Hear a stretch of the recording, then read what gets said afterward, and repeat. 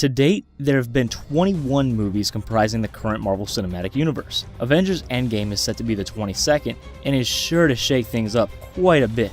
With that many hours of action, they've been able to introduce us to quite a few characters of varying backgrounds and powers. Of course, the cinematic world has only begun to scratch the surface of characters that exist in the comics. In fact, the estimated number of total Marvel characters is somewhere between 7,000 and 20,000. That's a pretty lofty tally, and might take a few more movies to cover it all. In the meantime, we've got 21 great movies to be proud of, and with that, a bevy of awesome characters. Some are impressive, while others are just downright invincible. Welcome back to The Binger, where we're breaking down the most powerful characters in the Marvel Universe, ranked.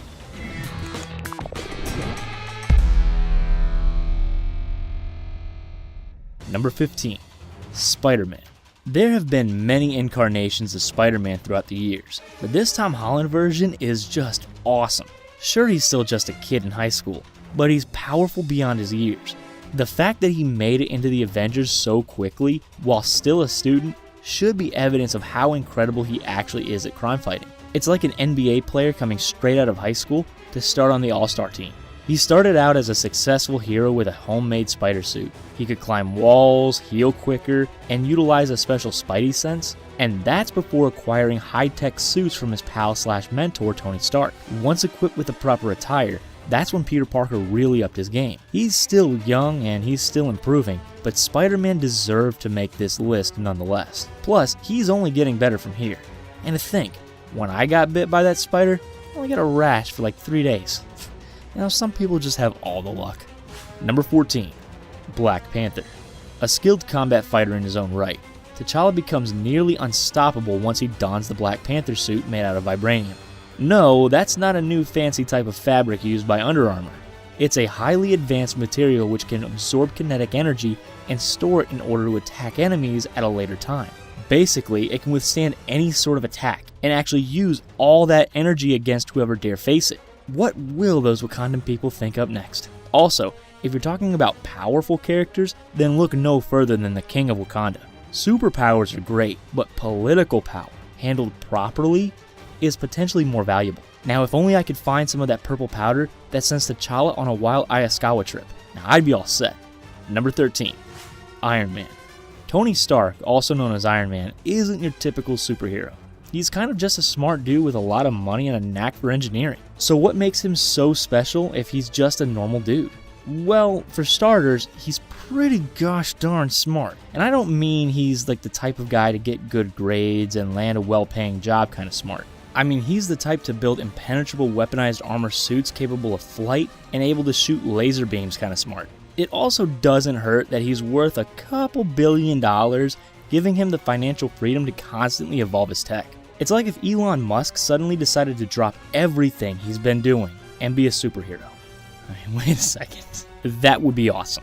As the first ever release of the Marvel Cinematic Universe over 10 years ago, Iron Man is an integral part of the Avengers and the entire Marvel storyline. While his suits are powerful, and his Stark Empire is as well, Tony's most impressive attribute is undeniably his brain. Number 12. Ultron. It's easy to forget just how dominant Ultron was in Avengers Age of Ultron. Ever since Thanos came around and did that whole snap thing, more on that later, Ultron has taken a back seat in the Avengers foes power rankings. If you'll recall, it took all of the Avengers to defeat Ultron. They even had to create a brand new superhero just to combat him. Again, more on that later. Ultron was the reason that Quicksilver met his untimely demise, and he caused the Battle of Sokovia. All in all, Ultron was the greatest challenge that the Avengers ever faced. That is, until that big purple guy showed up. One thing both villains share is a slow, relaxed, methodical tone that sort of makes you like them. Maybe let's hear them out for a second, yeah? Number 11. Scarlet Witch. Scarlet Witch has a wide array of impressive superpowers, all of which are incredibly powerful. For starters, she can project energy in the form of blasts and waves. As if that weren't enough, she also has telekinesis, she can also form a psionic force field, and manipulate people's minds. She can also levitate, but so can David Blaine, so that one's not that astonishing. We really saw her powers on display in Avengers Age of Ultron, where one emotional outburst destroyed an entire army of robots. Then in Avengers Infinity War, we saw Scarlet Witch really flex her superpowers by destroying an entire Infinity Stone, a nearly impossible act. Sure, Thanos rewinds time and gets it anyhow, but that doesn't discredit her impressive power. Number 10. Vision. What started out as Tony Stark's personal AI assistant, Jarvis, Vision was brought to life using a synthetic vibranium body in Avengers Age of Ultron. You'll recall vibranium as the same substance utilized to build Black Panther's suit and Captain America's shield. Vision has a wide array of superpowers, such as superhuman strength and durability, the ability to manipulate his density, phase through objects, fly, and has a genius-level intellect. After all, he is a form of artificial intelligence. One of the most telling moments came in Avengers Age of Ultron, when Vision just nonchalantly picks up Thor's hammer, a feat otherwise thought impossible. Like his wife, the Scarlet Witch, he was created from the Mind Stone, which resides in his forehead. I guess I should say resided. Number 9. The Ancient One. The Ancient One is your typical all-knowing mystical relic. You know the type. She pretty much teaches Doctor Strange everything he knows about sorcery and the mystic arts. Don't let her cool and calm demeanor fool you. She's particularly well versed in martial arts and possesses great power. For proof, look no further than the scene where she launches Strange into the astral plane. I'd like to see Hawkeye try that trick. With an impressive array of skills in both sorcery and hand-to-hand combat, the Ancient One is low-key one of the most powerful characters in the entire MCU. She wasn't powerful enough to avoid an untimely demise though. Number 8. The Hulk. As Bruce Banner, he's a genius who provides immense value through his intellectual efforts. That isn't why he's on this list though. The real reason he's ranked here is because of Bruce's alter ego, the Hulk. When Bruce gets angry, he turns all big and green and is really good at smashing things. Unfortunately, the cunning Banner and the brute Hulk never quite mix, as you only get one or the other. It's either puny scientist or giant on a rampage and no in between. As the Hulk, he's undeniably one of the strongest characters in the entire Marvel Cinematic Universe. There seems to be no limit to his power. He seems to only get stronger the angrier he gets. Therefore, it's like a catch-22. If he isn't strong enough, that's gonna make him angrier, which in turn will make him stronger. The Hulk is indeed a paradox unto himself. Number 7. Doctor Strange. Originally Stephen Strange, the arrogant neurosurgeon, the good doctor has since grown to become one of the most powerful sorcerers in the universe and a member of the Masters of the Mystic Arts. Armed with a seemingly limitless amount of spells, which he can use as weaponry or for protection, Strange is one of the most dangerous Marvel characters. He may not wow you with his feats of strength or top-tier martial artistry, but his ability to warp time and travel between dimensions is so far beyond all of that. Plus, he's got that cool cloak of levitation acting both as a sidekick and a lovely fashion accessory.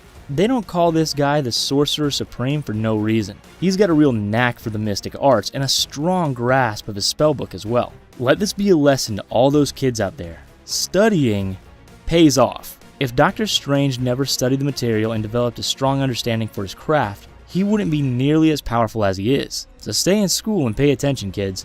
You just might have to save the universe someday. Number 6. Thor. For those who thought that was just some strong dude with a cool hammer, you absolutely thought wrong. In Thor Ragnarok, we discover that Mjolnir, his trusted weapon, wasn't the source of his power, and that the Asgardian can manipulate weather and electricity at will. I suppose that makes sense for the God of Thunder. Time and time again, Thor has proven to be one of the strongest characters in the Marvel Cinematic Universe, and one of the greatest warriors. We've yet to see the limitations of his powers. After all, the guy survived the full blast of a friggin' star to form his new weapon, Stormbreaker. He even would have successfully defeated Thanos, full Infinity Gauntlet and all, had it not been for the miscalculation and aim. Aim for the head next time, Thor. Aim for the head. Number 5. Ego. While he may seem well-intentioned and charming at the beginning of Guardians of the Galaxy Volume 2, Ego is actually a pretty evil dude. Wait, maybe I shouldn't use the term dude. What's a better word when referring to someone who's a living embodiment of an actual planet? You know, I'm not entirely sure that term exists yet. Ego isn't just strong or a good fighter. He's an actual planet and nearly a god.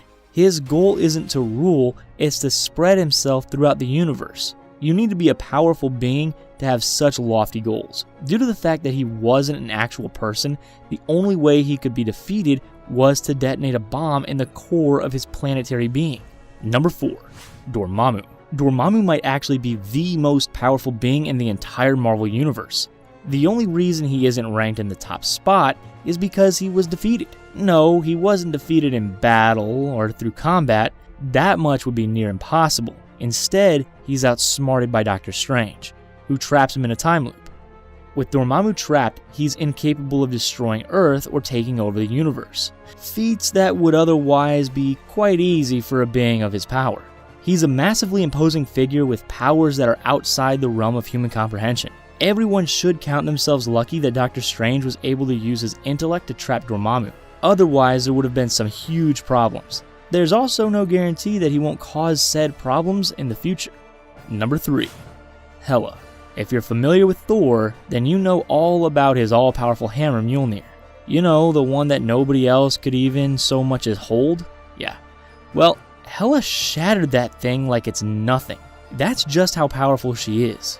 Big sisters can be so mean sometimes, can't they? Hela is so powerful that she pretty much single-handedly takes on Asgard, swatting away the likes of Thor, Loki, and the Hulk. The only conceivable way to defeat her is by sacrificing Asgard entirely. Classic sibling rivalry to pull the old "if I can't have it, no one can" card. Number 2. Captain Marvel.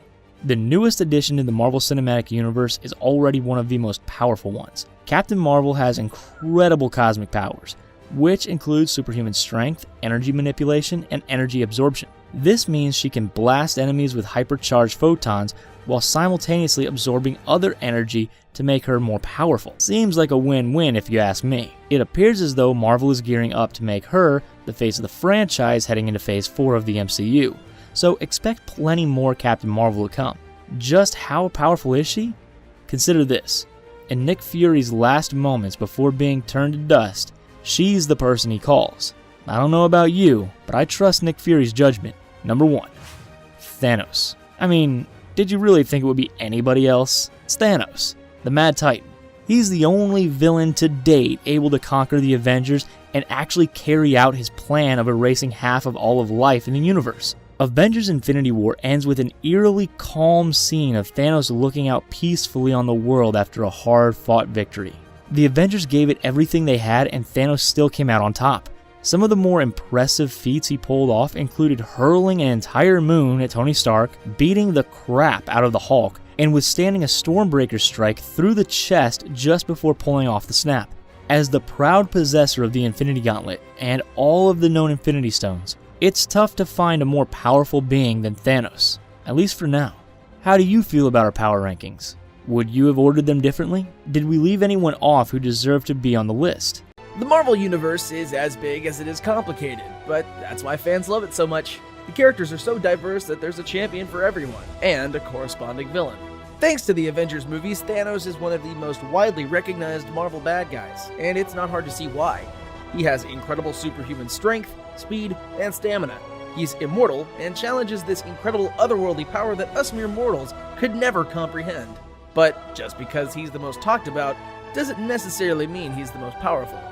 Sorry Thanos, but there's a couple of guys and gals that could easily take you on. Join us as we take a look at 10 Marvel villains who are stronger than Thanos, ranked from impressive to unstoppable.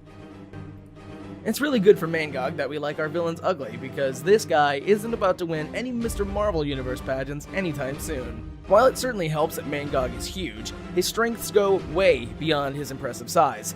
A bad guy the size of a pea doesn't exactly strike fear into superheroes like Thor, does it? Described as having the hatred of a billion beings, Mangog is a monster that runs on pure rage. Thor has a long history with Mangog and has been able to hold him back so far. Ultimately, Thor's daddy, Odin, had to boot Mangog's butt back to outer space.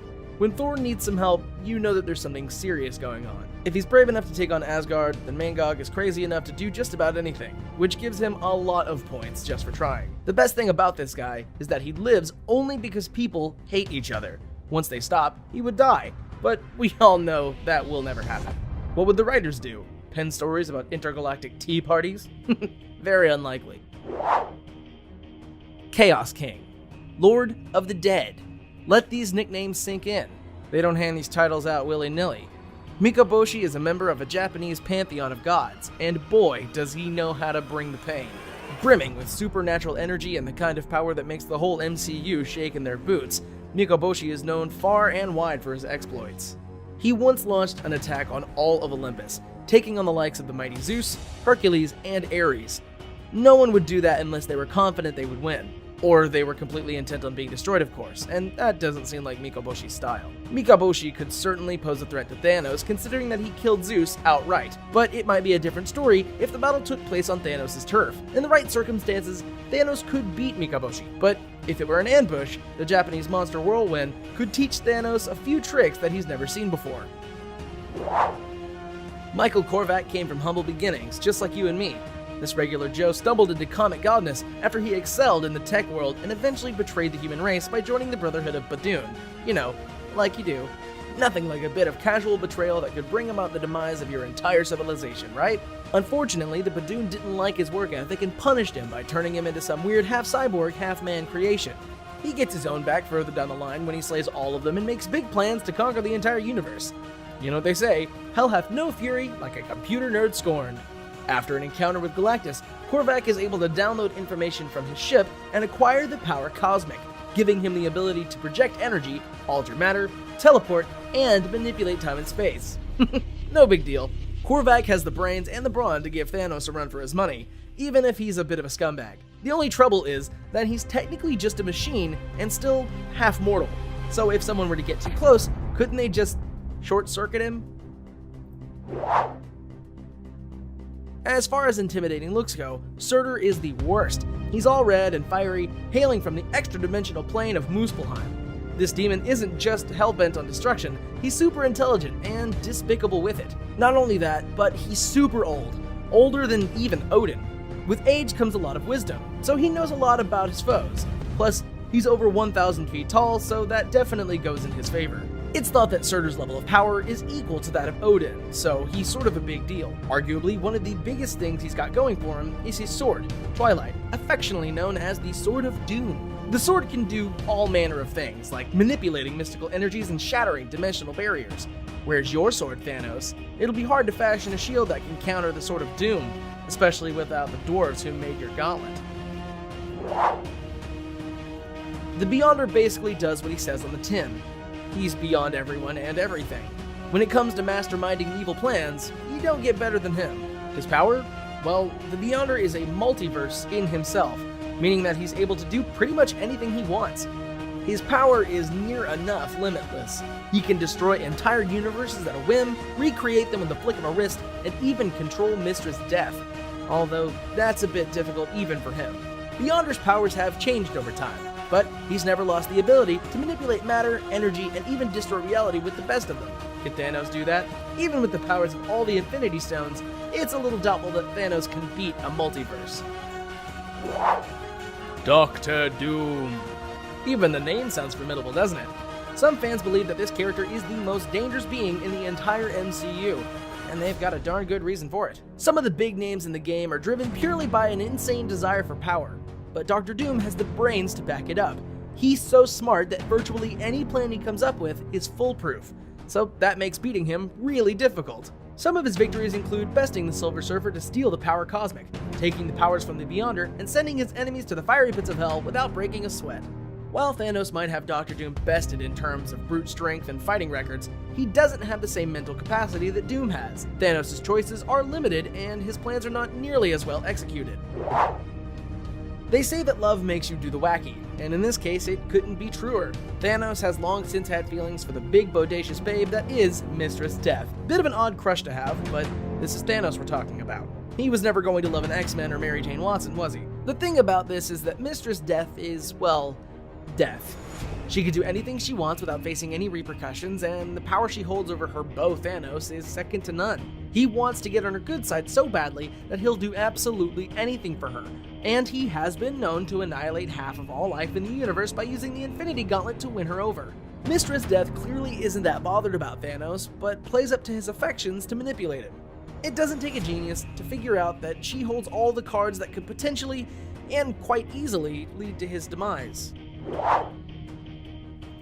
If Galactus had a sister, Phoenix would be it. Only she'd be bigger, badder, and generally more kick-butt. Galactus loves to chow down on the odd planet or three, but Phoenix is like that on steroids. Phoenix doesn't have a purpose. She's just chock full of greed, and that leads her to compulsively eat all of the stars that she comes across. Her ultimate goal would be to guzzle down the universe itself, and then what chance would Thanos have? Phoenix can gobble up the universe and then have Thanos for dessert. Mephisto is a truly scary character that can do whatever he wants, whenever he wants. He came up against the likes of Peter Parker in Spider-Man One More Day, where he demonstrated his ability to change history. Unfortunately for Spidey and MJ, Mephisto erased their wedding completely. This red devil-like entity is the supreme lord of a land full of demons, so major points there. If he couldn't do his dirty work, then he could just send someone else to do it for him. The fact is, Mephisto can't die, so how could Thanos ever fully kick his butt properly? Marvel fans are divided over this one, but most agree that when it comes down to straight power, Mephisto could wipe the floor with Thanos. However, if Thanos put some careful prep into his plan of action, it might be a different story. Even then, like we said, Mephisto can't die and has the ability to change past events, so couldn't he just do the old memory wipe and erase defeat anyway? When it comes to bad guys, Galactus reigns supreme. Pretty much anyone that's ever tried to take on this guy has failed spectacularly. Some have come close, but Galactus seems to regroup at an impressive rate. No matter what you do, this guy just won't go away.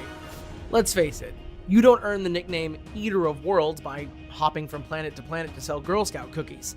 Galactus is more than a simple being. As Odin said, he's a force of nature. His entire existence revolves around him searching through time and space to eat planets, absorbing entire civilizations to satisfy his unending hunger. The universe is an all-you-can-eat buffet to Galactus. So how could Thanos possibly compete with that? The pair have butted heads once, but Thanos only managed to win when he had the Infinity Gauntlet. Without that, he would have been toast. Listen kids, cheating is wrong. It's always better to work your hardest and get good grades by yourself. That's what your superhero role models would do, but not their creators. Everybody loves superheroes. DC, Marvel, it doesn't matter. They're all pretty great. What many fans may not know is how often the two companies blatantly rip each other off. The comics industry is a pretty cutthroat business. Creators have no qualms about stealing ideas from other comics. While both companies frequently do this, DC has some really over-the-top examples. Here are 10 Marvel characters DC copied. Make way for Captain America, Commander Steel? Tell me if this sounds familiar. It's World War II. Things aren't going well for the Allied forces. A young buck eager to serve his country volunteers for a secret experiment to give him superpowers. He then becomes a superhero for the Allied forces. The name of that superhero? No, we're not talking about the first Avenger, Captain America. We're talking about Commander Steel. Marine Henry Haywood was injured during a battle with the supervillain Baron Blitzkrieg. He then underwent an experiment that gave him super strength, enhanced speed, and invincibility. He's basically like if Steve Rogers got all of his superpowers but didn't need the shield because he was invulnerable. The only difference is Cap entered the world all the way back in 1941. Commander Steel didn't come about until 1978. This was long after Marvel had revived Captain America from the pesky block of ice. While the good Captain is a big movie character now, Commander Steel has to settle for the small screen. He had a brief stint in Legends of Tomorrow. The character's grandson Nate, or Citizen Steel, is a regular on the show, however. Looks like you win this round, Steve Rogers. The Kings of Atlantis. Last year, the DCEU successfully got us all to forget that horrible Justice League movie. James Wan's Aquaman was an incredibly fun action movie that made an ocean load of money. Game of Thrones actor Jason Momoa washed away all remnants of the kind of lame Aquaman of yesterday. This was the birth of a true action hero, the original King of Atlantis. Well, not so much. If you aren't a comic fan and you hear the phrase submariner, you probably think I'm talking about a sandwich. Fans know that this is actually the name of a classic character, Namor. Like Aquaman, he is the son of a human sea captain and an Atlantean royal. He went on to become a superhero to fight the Axis for the Allied forces. It's hard to believe, but this character not only predates Aquaman, but Captain America as well. Both of those characters were introduced in 1941. Namor beat them both to publication in 1939. While Namor may be the original comic king of Atlantis, he's definitely not the greatest. He's known in the Marvel Universe for being extremely difficult. There are multiple examples of him flirting with characters like Sue Storm and Emma Frost, while both of them were in relationships too. He's also been a villain more than a few times. Aquaman may be the second one to wear the coral-covered crown, but there's no doubt which one wears it better. That other Spider guy. Have you ever wanted to see Batman fight Spider-Man? It sounds like it would be the coolest movie ever. We might have to wait until Disney inevitably buys Warner Brothers for something like that to happen. Luckily, you can see Batman fight someone pretty close. The Batman villain Black Spider was introduced in 1976. Eric Needham was an ex-con who accidentally shot his father during a robbery gone wrong. Afterward, he became a bloodthirsty vigilante. He dressed in a strange sort of spider outfit and swung through the buildings of Gotham. He's basically a darker Spider-Man, but one who's directly responsible for the tragic loss of his father figure. If any of this sounds like a stretch, just watch his stint on the TV show Young Justice. The show makes no effort to pretend he isn't just a more intense Spidey. He even does the iconic upside-down web thing. Not only that, but he's voiced by Josh Keaton. You know, the guy who voiced Spider-Man in the show Spectacular Spider-Man. They aren't even trying to be subtle. Wasps and Bees. Last year, audiences were surprised with how great Ant-Man and the Wasp actually was. Evangeline Lilly stole the show as a titular superheroine. Paul Rudd is great and all, but that one fight where she runs on a knife was the best part. The movie also introduced original Wasp Janet Van Dyne. This character has been an important part of Marvel since her debut in 1963. She was actually part of the original Avengers lineup as well. Not only that, but she even comes up with the name for the team. DC came up with their own take on the power set in 1977. The character of Karen Beecher was introduced a year earlier as the girlfriend of Teen Titan the Herald. Eventually, she becomes a hero in her own right. As Bumblebee, she could shrink, shoot blasters, and even had tiny insect wings that allowed her to fly. Sometimes, comic companies try to hide their plagiarism. For Bumblebee, they just ripped off Wasp's powers completely. Bumblebee does have a distinction of her own though. She was DC's first official African-American female superhero. Since then, she's appeared on several animated series. Teen Titans and Young Justice have had guest roles for the character. She has yet to make a live-action appearance, but it's only a matter of time. Maybe now that we know how cool the Wasp can be, Bumblebee will get her own chance at the big screen. Behold a ripoff. Marvel made comic book history in 1966 when the cover for Fantastic Four number 48 foretold one of the universe's most fearsome villains. Behold Galactus. Galactus is a cosmic giant who travels the universe devouring planets. Over the years, he's made a name for himself as one of the most powerful beings in the universe. No matter how many times he's tried, he's never been able to devour Earth though. Those pesky superheroes sure do know how to ruin a good meal. Unfortunately, Galactus' only on-screen appearance is in the terrible Fantastic Four Rise of the Silver Surfer. In that movie, he's just some sort of dust cloud. Hopefully, he'll get another shot now that the MCU has the rights to use him. DC has a version of this character who isn't as beloved. The character Imperiex was introduced in the year 2000. Like Galactus, Imperiex is a giant cosmic entity that destroys worlds. He was the center of the DC event Our Worlds at War. He really hasn't gotten a lot of use since, probably because he's a shameless ripoff of a much more famous character. Sometimes that works out and sometimes it absolutely does not. Things both man and swamp. Swamp Thing is one of the most famous monsters in the DC universe. The Alan Moore character is thought of as one of the best DC runs of all time. He's appeared in TV and movies for decades since his creation in 1971. The creature is a hybrid plant-human monster. He seeks to protect his swamp and the environment from the threat of humans. If that sounds pretty cool, you're in luck. He's getting a new TV show later this year. What's weird about Swamp Thing though, is he wasn't the first take on this archetype. The incredibly similar Man-Thing was created by Marvel just a few months earlier. Man-Thing is also a humanoid swamp monster. This character was actually created by Marvel legend Stan Lee. It stands to reason that one character must be ripped off of the other. The design and origin of the characters are almost identical. While Swamp Thing came out after Man-Thing, who knows which one was conceived first? For whatever reason, Man-Thing has never come close to Swamp Thing's level of popularity. While Swampy is getting his own TV show, don't expect his counterpart to be joining the MCU anytime soon. We are Iron Man. Iron Man has long been one of Marvel's most popular characters. He's only gotten more love since Robert Downey Jr.'s decade-spanning performance as the character. It's not a huge surprise that DC would want its own iron-suited superhero in the Justice League. What's weird is that you'd think they would have done a better job. Rocket Red is a Russian superhero who was introduced in 1987, over 20 years after Tony. Dmitry Pushkin was part of a Russian plan to create their own superhero. In some ways, he's just as much of a ripoff of Iron Man villain Crimson Dynamo. Do you remember that controversial Ivan Vanko character from Iron Man 2? That character was an amalgamation of villains Crimson Dynamo and Whiplash. Rocket Red is basically if Vanko was nice and became Iron Man instead of being a bird-obsessed weirdo. Surprisingly, this character wasn't a flat-out villain. He actually ended up joining the Justice League International team.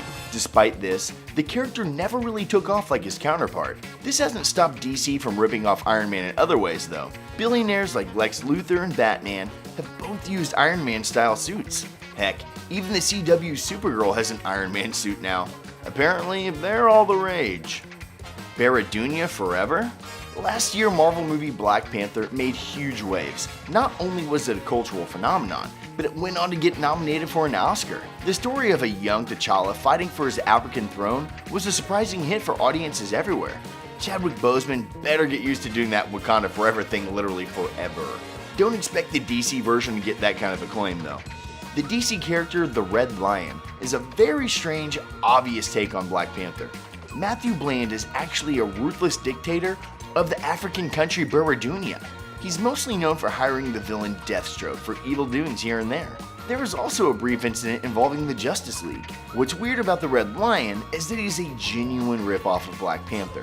His creator, Christopher Priest, is one of the most notable writers for Black Panther. His use of the character Everett Ross was a big inspiration for the movie.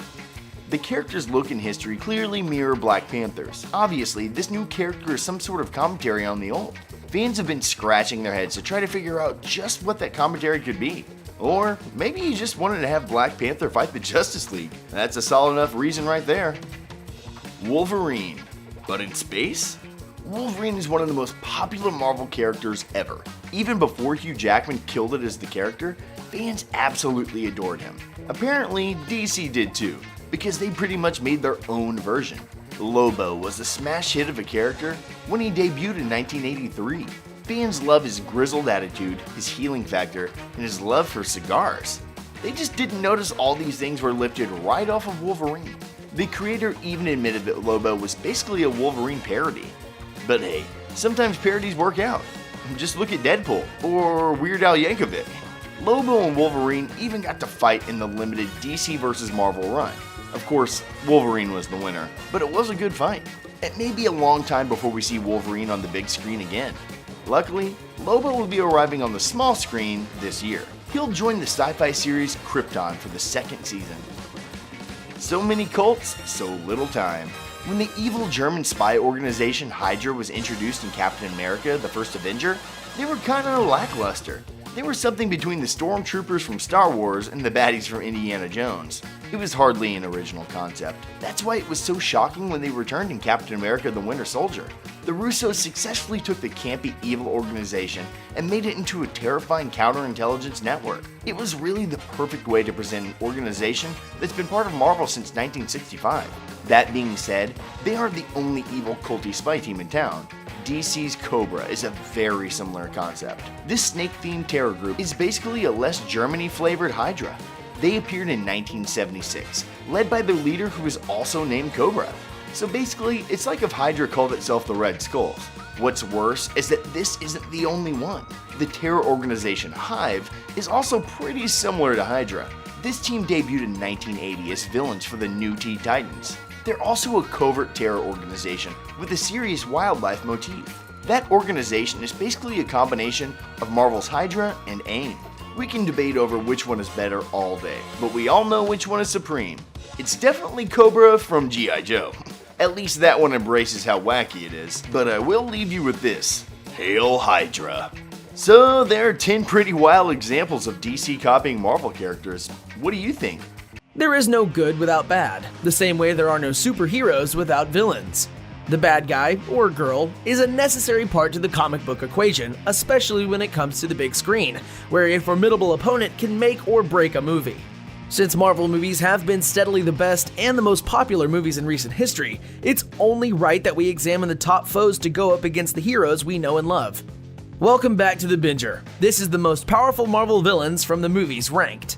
This list features some of the meanest, baddest, and most ruthless villains to ever grace a movie screen.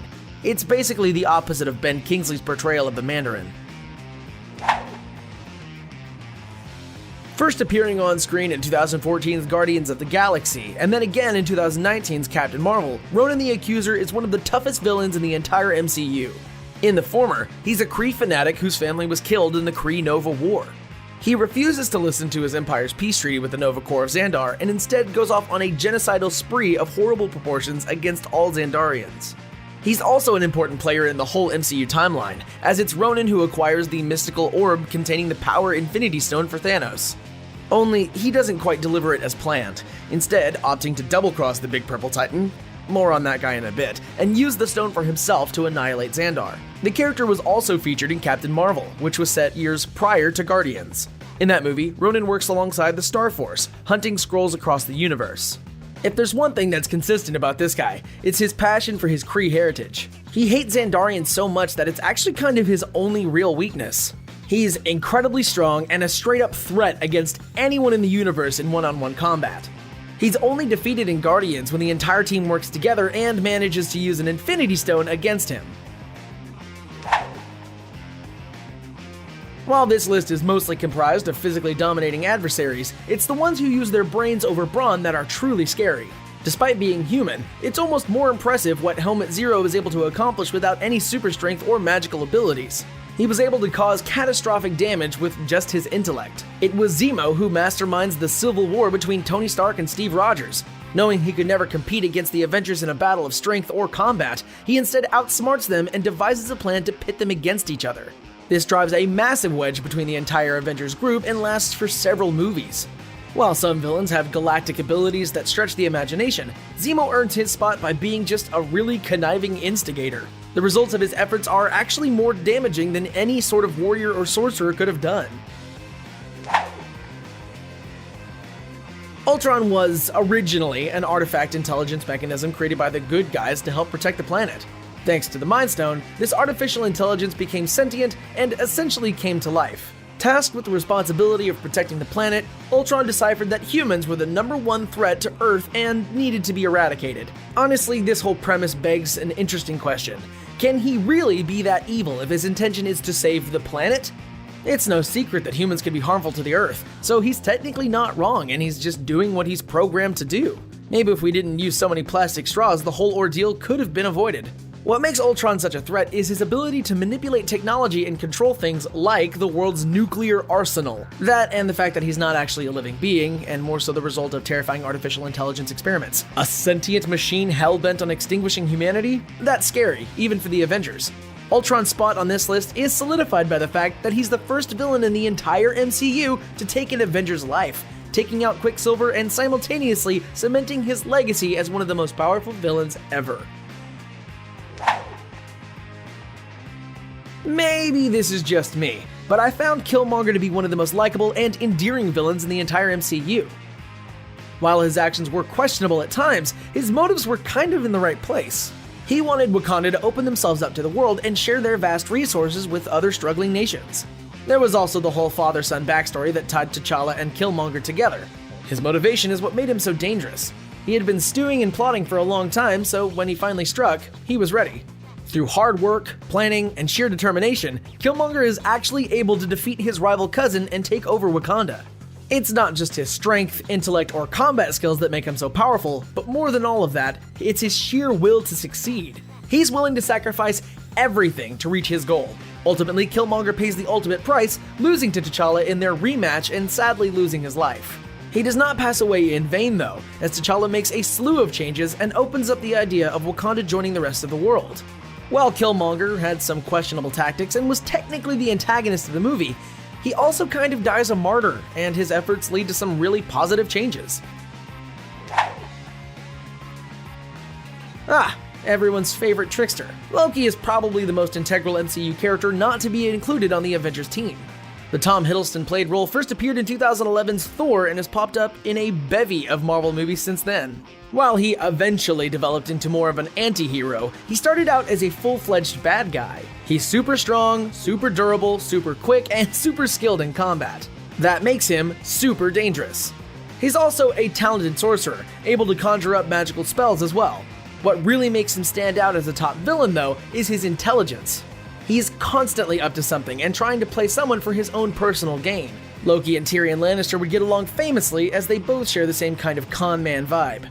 The God of Mischief has no solid allegiances, he's more of a join the winning team kind of guy. After all, he's only interested in what benefits him directly and has very little compassion or interest in good or bad. Part of what makes him such a powerful villain is his unpredictability. In fact, Loki is such a formidable foe, he was the reason the Avengers had to assemble in the first place. It was his attempt at conquering Earth that led to the group's formation. If being the reason for the Avengers to exist isn't enough to earn a spot on this list, then I don't know what is.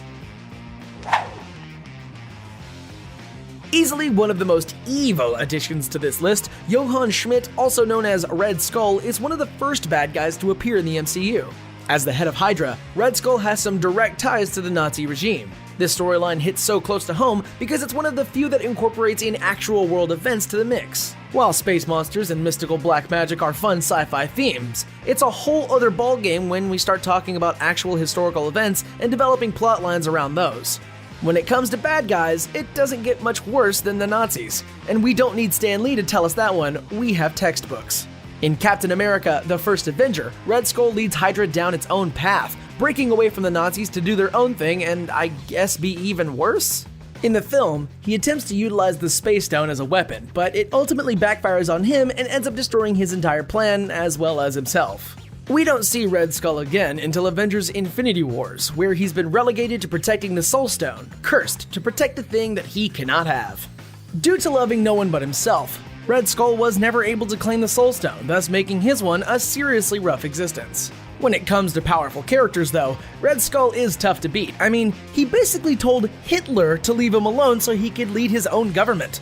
He told the most evil person in human history that things weren't going to work out because Hitler just wasn't evil enough for him. This is kind of a 2-for-1 entry because I think both villains from Doctor Strange deserve to make the list. Let's start with Caecilius, a powerful sorcerer and former member of the Masters of the Mystic Arts who left to serve Dormammu. We'll get to him in just a second. Caecilius was able to tap into the powers of the Dark Dimension, which allowed him to warp the environment around him.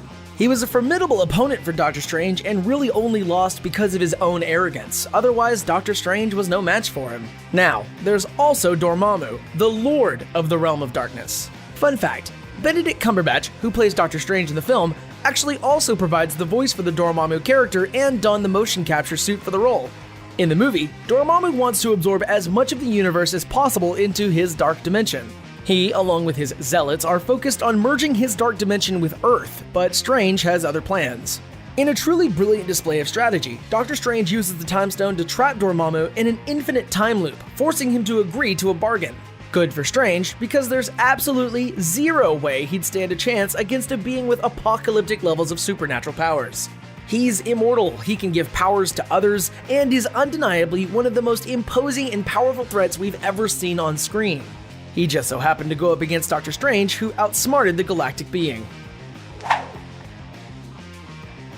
It's no secret that Thor is considered one of the strongest beings in the known universe. He's a literal god with the ability to harness nature and defeat seemingly anyone in physical combat. Now imagine that guy's scary older sister. That's Hela. Watching her thwart someone as powerful as Thor with such ease means that she's hands down one of the most dangerous and most powerful villains in the MCU. Not only did she easily toss Thor into space and destroy his beloved hammer Mjolnir, which was otherwise thought to be indestructible, she also wipes out the entire Asgardian army without even breaking a sweat. Seriously, watching Hela destroy entire armies of qualified and skilled combatants was like watching Michael Jordan play basketball. It was just so effortlessly easy. Hela was Odin's firstborn, making her the older sister to both Thor and Loki. She can manifest weapons, conjure the dead, and has impeccable hand-to-hand combat skills. While she does rank high as one of the most powerful villains in the MCU, she may just be the most lethal.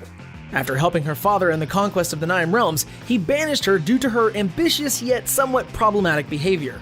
She was too powerful and too war-hungry, so Odin had her sent to another realm. Upon her return, following the death of Odin, even her godly siblings were no match for her. It's tough to hate on Ego because the guy is just so gosh darn likable. I mean, isn't he just the epitome of someone you'd want to grab a beer and watch the game with? While that might seem charming at first, that's actually part of his arsenal. Once his true intentions are revealed, it's obvious that Ego is a major problem. While originally introduced as Peter Quill's long-lost father, we initially believe that he just wants to reconnect with his son. It's only a matter of time until we find out his actual plan, which is a lot more eyebrow-raising than you'd even imagine. Ego is, in fact, not even a man. He simply takes the form of whatever species he's interacting with. In reality, he's a celestial, meaning he's a cosmic being who's existed for billions of years. While it's true that he's the biological father to Star-Lord, he's also got a pretty bad god complex and wants to take over the universe. Throughout the film, Guardians of the Galaxy Volume 2, the more we learn about Ego, the worse he gets. He's self-indulgent and self-centered to a psychopathic degree. All he cares about is himself and taking over as much of the universe as possible.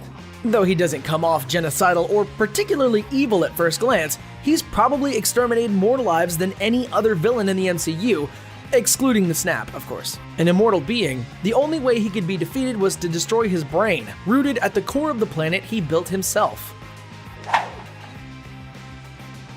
Is there any surprise here? When you collect all the Infinity Stones and wear the Infinity Gauntlet, that means you wield a fair amount of power. Like enough power to erase, I don't know, half the known life in the entire universe with the snap of your fingers? Now that's powerful. While other villains may have spanned across multiple films or wreaked havoc for multiple decades or even centuries, nobody had the level of impact that Thanos did. He took on the entirety of the Avengers and actually won. Name me another superhero movie where the bad guy wins at the end. I'll wait. The only other name on this list who actually took out an Avenger was Ultron, but Thanos upped the ante tenfold, erasing a whole slew of notable heroes. Sure, he's got incredible strength, is skilled in combat, has top-tier intelligence, and is all-around dangerous in every way, shape, or form, but it's really all about those Infinity Stones. Those are the main reason why Thanos is such a powerful villain. As a matter of fact, he isn't just powerful, he has ultimate power. Like, it quite literally does not get more powerful than that. With a rep like that, it's no doubt that he is the #1 name on this list.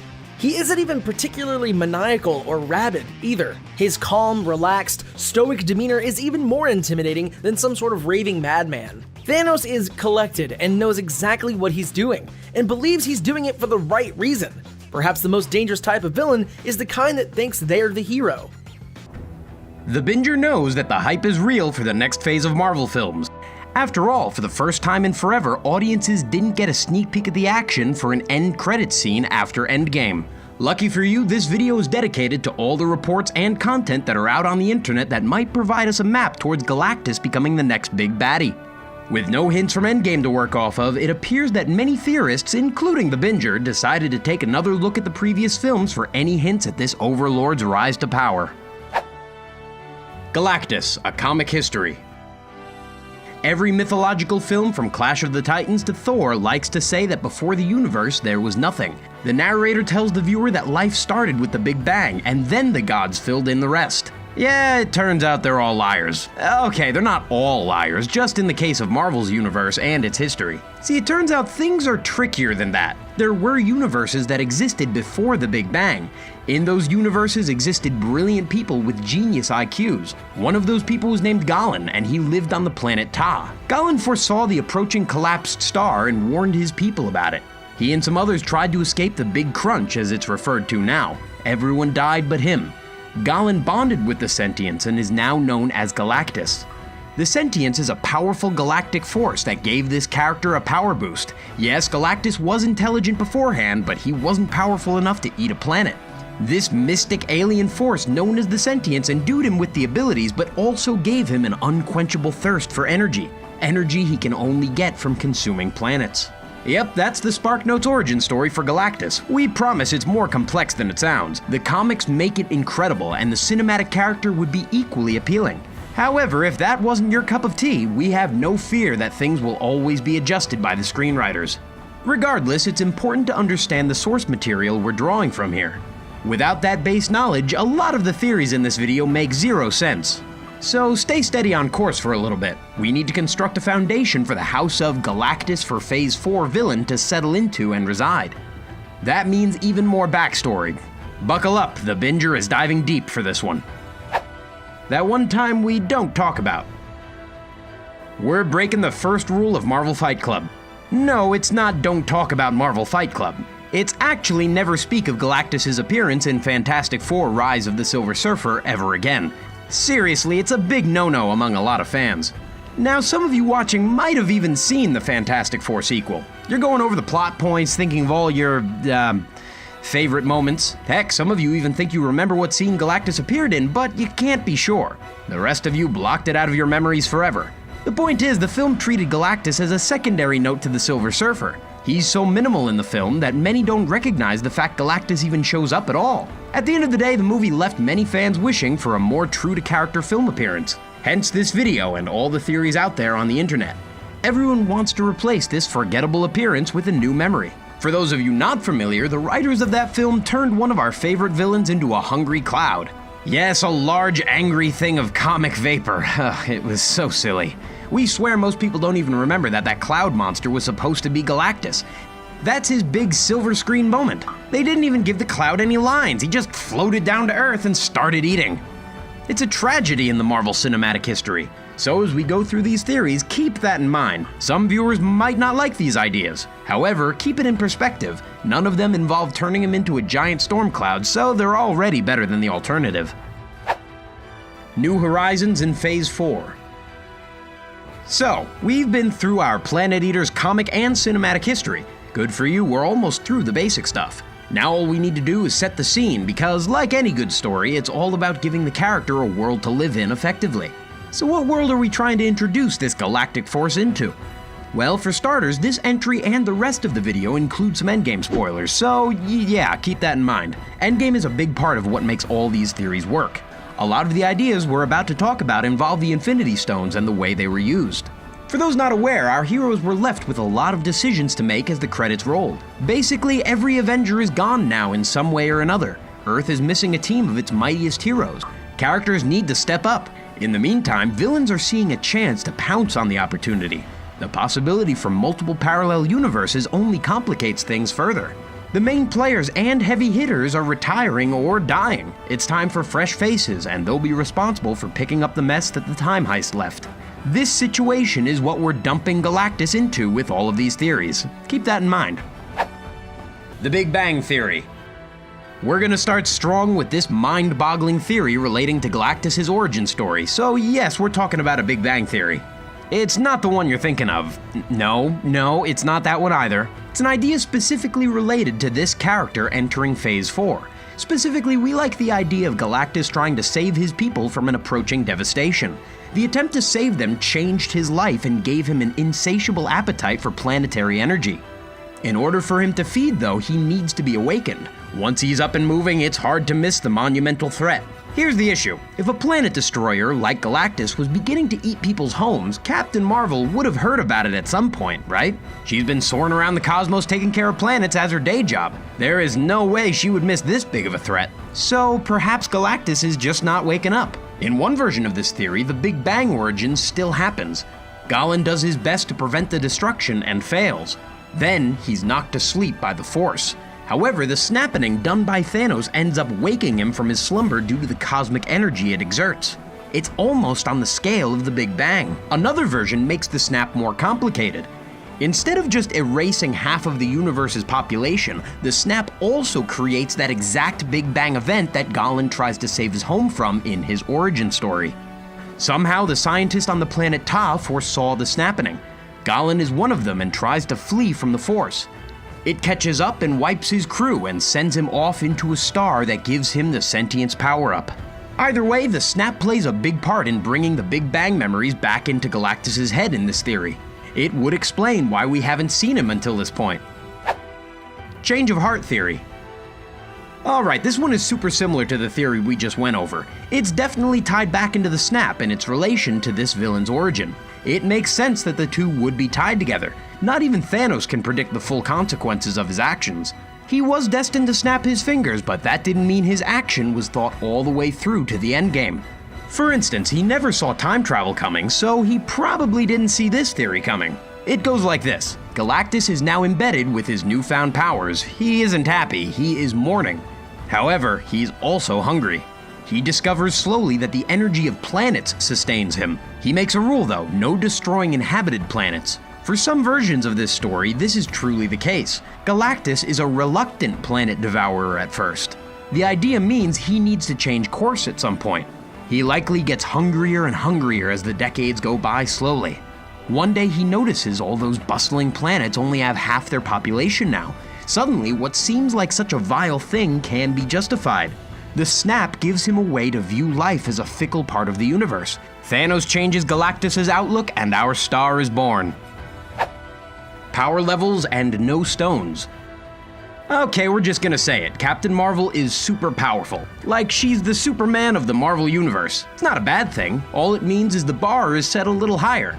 No one takes a punch from Thanos without raising the stakes higher for the next phase. The writers need the threat level to increase now that they have this strong of a character running around the galaxy. On top of that, it's important to recall an aspect of the Infinity Gems that keeps going overlooked. The Mind Stone, Time Stone, and Power Stone all help stop important villains in some way or another. Where would these heroes be without the Infinity Stones? They'd be up a creek without a paddle. The stones are gone now. The power level increase is justified. If bad stuff enters the world when the stones aren't returned to their proper spot in the timeline, then the same logic applies here. Thanos destroyed these characters' best defense. It's time for forces like Galactus to capitalize and give Captain Marvel's power level a run for its money. He's the next logical step in the timeline when you consider all the powerful cosmic villains. He is the Power Stone. Whew, alright, hopefully nothing seems impossible at this point. If you're not convinced, then this might be the theory that hooks you in. YouTuber The Cosmic Wonder came up with this theory and needs the bulk of the credit. It's great, but the binger can't take the applause for the ingenious here. So take yourself back to the first Guardians of the Galaxy. The team is sitting in the Collector's room discussing the origin of the Infinity Stones. During the discussion, the Collector refers to the gem as remnants of space before the Big Bang. Bingo, that's the buzzword for this video. Ladies and gentlemen, we've got a match. It's certainly possible that the remnant of a time before this known universe is actually Galactus and his power trapped inside the Power Stone. Let's look at some more contextual clues. First off, there's the color of the stone. It feels pretty obvious, but we're gonna state it anyways. They're both purple. It's weak, but hey, it makes sense. Also, the stone is described as devouring and destroying planets. Not many energies in space are known for that trait. It makes sense that the Power Stone might hold the powers of Galactus that helps the user devour worlds. Lastly, recall the fight between Thanos and Captain Marvel in Endgame. He needs to get her ungrappled. He doesn't reach for the Mind Stone or the Space Stone, they're too weak against her. He goes for the Power Stone. We need a villain stronger than Captain Marvel. The fact that Thanos uses the Power Stone to knock her down only feeds the fire. For all we know, the theory could keep going. Perhaps all the stones were a combination of Galactus' power. Destroying them all unleashed him back on the universe. It's certainly possible. Regardless, viewers didn't see Thanos destroy them. Matter cannot be created nor destroyed, it needs to go somewhere. All of it is likely drawn back into the sentience. However, it's plausible that the destruction ends up creating Galactus. He's either the Power Stone or he's all of them combined.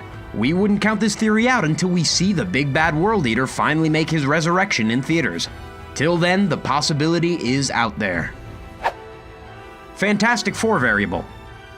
These last two theories we mention are more like plot lines helping justify Galactus' involvement as the main villain. Think of them as guiding support theories to back up the ideas we've tossed out there already. The first one involves the Fantastic Four entering the playing field. Fans of the team know that they're overdue a genuine film adaptation that doesn't ruin the source material. The team fights plenty of amazing bad guys, and that could be the glue that unites the next couple of phases together. The Fantastic Four would operate like the Avengers did in the first 3 phases. However, that means they need to find a way to cram their movie into a lineup that's already created. They need a standalone uniting movie just like the Avengers got. Many fans believe the Avengers 5 film leaked in the lineup is actually code for a Fantastic Four origin movie. After they've arrived, we predict they fight the Earth-based bad guy we're all familiar with, in most cases Doctor Doom in the next phase of films. Finally, we get the cinematic movie where the team comes together with all the other heroes created in the universe to stop the evildoer. For the first 3 phases, it was an Avenger villain, so they did Thanos. If we take this theory that the Avengers 5 film is actually a Fantastic Four film in disguise, then it's possible that the creative team is building towards using one of their main villains in the next phase, and a possible Phase 6. Yeah, we're looking way ahead with that prediction. In other words, imagine that Feige and his team are using the exact same 3-phase formula they already used to get to Endgame. The last couple movies involved a big bad guy that the main team needs to defeat. It's here that we would end up seeing Galactus, not in Phase 4. Under these guiding principles, the decision seems entirely too logical. Of course, we're sure it still leaves a lot of unanswered questions. The split villain hypothesis. The other side of this comes from a quote by Kevin Feige. To paraphrase, he basically hinted at the structure for the next couple phases of Marvel films. He clarified that the galactic heroes will face a foe equal to their power level, while the Earth-based heroes fight a more, well, down-to-earth battle. It's not the best word choice, but you get what we mean. Basically, the hero rosters and the villain rosters are divided into 2 settings. On the same hand, the galactic heroes will need to face a villain equal to their power level. Now, it's great in theory, but there's only one issue. Galactus can't be taken down by either team individually. It'd take the whole group to prevent his conquest. He isn't a one-sided villain, he's a threat to everyone. The Earth heroes can't stop him alone, and neither can the cosmic characters. The studio needs a threat like that to tie it all together. All signs point to Galactus. The world is on fire with excitement for the release of Avengers Endgame. We can't stop thinking about it. Comic book fans rejoice, it won't be long now. The wait is finally almost over. Avengers 3 gave us so much to think about. It's still a hot topic, especially as the fate of our favorite characters hang in the balance. Thanos might be a madman, but he's also very methodical and gives praise when it's due. Join us as we take a look at the Avengers Thanos respects and the ones he just doesn't care about.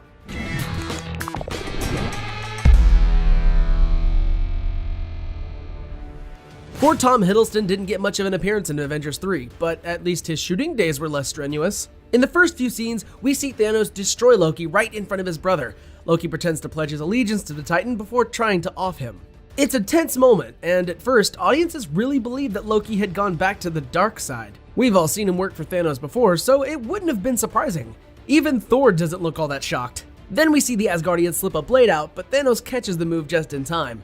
2 seconds later, Loki is almost popped like a grape, while Thor looks on in despair. Yeah, it's a bummer.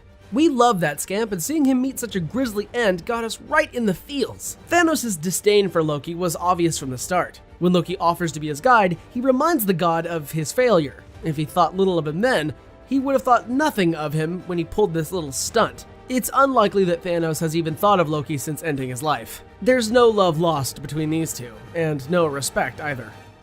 Quill likes to think that he's well respected, being Star-Lord and all, but really, he isn't. He can't control his own crew, let alone stand up to guys like Thanos. When the pair came face to face for the first time, it's apparent that Thanos knows he can wipe the floor with Quill. He appreciates his willingness to sacrifice Gamora, but nonchalantly makes bubbles out of Quill's attempt to shoot her. Star-Lord is one of the MCU's best characters thanks to Chris Pratt, but that doesn't mean he's well liked by his fellow characters though. When the gang picks up Thor on their journey, the God of Thunder makes it clear that he thinks Quill is a joke. Rocket always teases him and is thrilled when Thor mistakes him for the captain.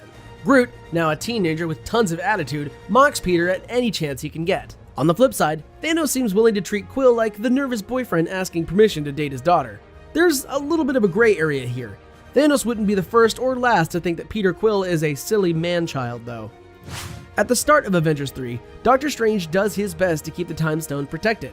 He makes it clear that Thanos isn't going to get what he wants without a fight. In fact, through the majority of the movie, Strange does pretty well. He holds Thanos off on more than one occasion, but when Stark is at the Titan's mercy, he gives up the Time Stone. There are some fans that believe Thanos would have appreciated Strange's grit and determination, but we're in a different camp. Strange's initial resistance probably did gain some respect from Thanos. However, all of that disappears in a heartbeat whenever he gives up the Time Stone for Stark's life. He did have his reasons for it, but Thanos wouldn't have known that at the time. He would have likely seen Strange's submission as weakness. After all, he gave up 50% of all life to save one. It's nice and sentimental, but really sort of ill thought considering what's at stake. At least, according to Thanos. After Gamora was abducted by her stepfather, Thanos used her sister Nebula to manipulate her. The Warlord kept the Lufamoid partially disassembled and suspended in a permanent state of pain. When Gamora refused to show her dad to the stone he wanted, he made Nebula suffer more. Unable to stand her sister's torture, Gamora eventually gave it up. Thanos then took his favorite daughter to retrieve the precious artifact, and didn't consider Nebula for another moment. When Nebula found out that Gamora was gone for good, she was understandably ready for revenge against her father. We know from their exchanges that Thanos loved Gamora more than Nebula. He openly said that he didn't do away with her because it would have been a, quote, waste of parts. What he did do to her and how he used her for his own gain proves that he never thought much of her in the first place. At least with regards to Gamora, we know that he felt something, but we'll go into that one later. It will be exciting to see how Nebula tries to avenge her sister in the upcoming movie. As one of the surviving members of the gang, the trailer shows her suited and booted and ready to go. Some fans believe that Nebula will be the most instrumental combatant when it comes to talking Thanos down. Guess we'll have to wait and see on that one. We'll go into Vision's demise later, but for now, let's look at the bigger picture. The android has the final stone that Thanos needs to complete his collection attached to his head. That makes him a prime target. Not only does Thanos not respect Vision at all, but he doesn't even think of him as a living being. All Thanos can see is the stone and a big clumsy machine attached to it. When he revives Vision after Scarlet Witch destroys the stone, he picks him up and tears it out of him. He doesn't speak to him or make any attempt to communicate. What's left of Vision is thrown down on the floor like a piece of trash. Game over.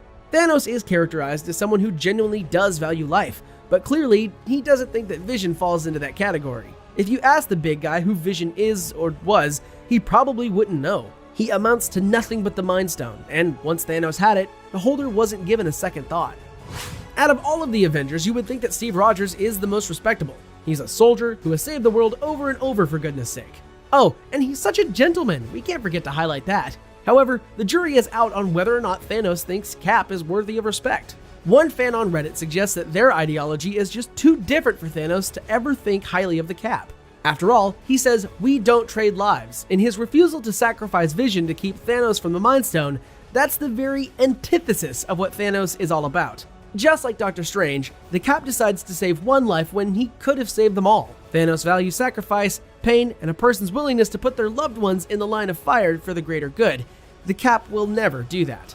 Other fans think the opposite and believe that Captain America rises in Thanos' expectations because of his pure spirit and ability to fight to the end. The Cap knows that he's no match for Thanos physically, but he gives it his best shot anyway. We're 50-50 on this one, but if we had to choose a side, we'd say that it's more likely that Thanos doesn't particularly respect Steve Rogers. They're just at different ends of the spectrum.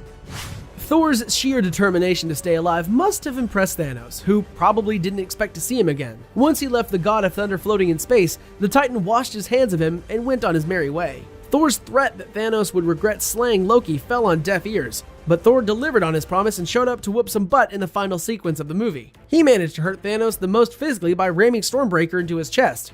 All the others that attacked him barely left a scratch. It didn't do much good in the end, as Thanos was still able to do the snap, but it was a valiant effort that he probably respected.